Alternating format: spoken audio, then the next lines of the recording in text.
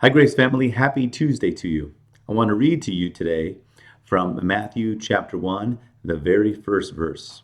Matthew chapter 1, verse 1 says this: The book of the genealogy of Jesus Christ, the son of David, the son of Abraham.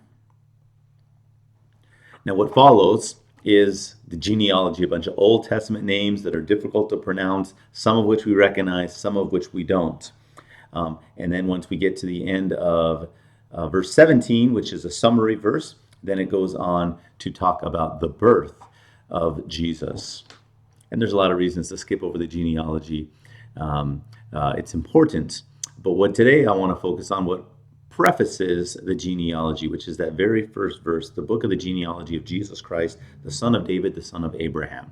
You see, we, the church, are about to celebrate the incarnation, that God has come into the world, that Jesus, the baby in the manger, is God in the flesh, incarnation, God in the flesh.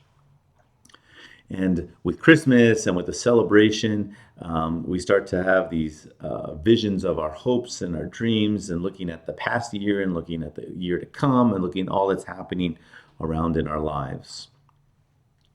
And there could be, for some of us, a sense of disappointment, the way things have gone in our lives or the way things have gone in society. Maybe we're even a little bit concerned about the future and what that's going to hold and what things are going to look like. And we might find it strange to be celebrating a joyous occasion, such as the incarnation, in the midst of a lot of conflicting thoughts and feelings about the past or the present or even the future. And that's why I wanted to share with you Matthew chapter 1, verse 1. The book of the genealogy of Jesus Christ, the son of David, the son of Abraham. Matthew opens his gospel referring to Jesus Christ as the son of David and the son of Abraham. One of the things that's intended to do is to try to recognize the importance of David and Abraham. And the importance of David and Abraham lies fundamentally in the specific promises that God gave to David and to Abraham. So I'd encourage you sometime in the next couple weeks to take a look at 2 Samuel chapter 7 for David, and to look at Genesis chapter 12, the first few verses for Abraham. What we're going to see there is some very specific promises that God gave to Abraham and to David. Abraham, the opening verses of Genesis 12. David, 2 Samuel chapter 7. God gave specific promises to David, specific promises to Abraham.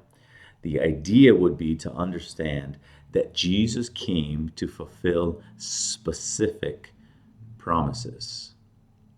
Jesus did not come to fulfill generic promises or made up promises, but promises that God gave to actual human beings. What's important for us to realize as we celebrate the incarnation, as we celebrate the coming to earth of God himself, is that we can do that amidst how we're feeling about the situation around us, recognizing that Jesus coming to earth means that Jesus fulfills those specific promises. And to recognize that not all of our hopes and dreams is Jesus gonna fulfill, which means that we can have great joy and deep and abiding gratitude for what the incarnation does mean, and not fooling ourselves into thinking that the incarnation means something else, something that is a generic promise or a promise that's not detailed in Scripture. And this is a way for us to kind of celebrate Christmas with the joy, even amidst the turmoil we feel in our own lives or that we sense in the world as well. And ultimately, God's people, we recognize Jesus filling specific promises to David and to Abraham as very good news for us. These are the promises God has decided to give to his people, and these are the promises that Jesus fulfilled intentionally for us. And there's great joy in recognizing what God has said and what Jesus did to bring about fulfillment of those promises. So take a look at 2 Samuel 7, take a look at Genesis chapter 12, and let's prepare our hearts, even in the midst of what 2020 means and what we might be fearing 2021 means, recognizing who Jesus is, God in the flesh, and all he came to accomplish for our good. That's it for now. We'll talk to you on Friday. And remember that love is not a feeling in your chest. It is bending down to wash someone else's feet. God bless.